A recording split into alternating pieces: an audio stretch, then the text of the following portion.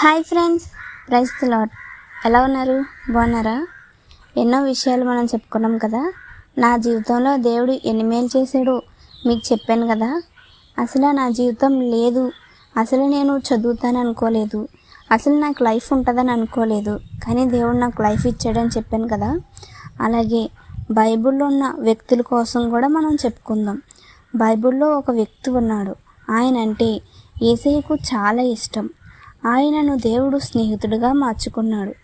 ఆయన పేరు ఏమిటో, ఆయన ఎందుకు దేవునికి స్నేహంగా మారాడో, ఆయనే మన అందరికీ తండ్రిగా ఎలా మారాడో, దేవునికి ఇష్టంగా జీవించి ఆయన మాటలను ఎందుకు విన్నాడో, అసలు దేవుని యొక్క చిత్తం ఏమిటో, ఆయన యొక్క ప్రణాళిక ఏమిటో ఈయన ద్వారా మనం ఇప్పుడు తెలుసుకుందాం.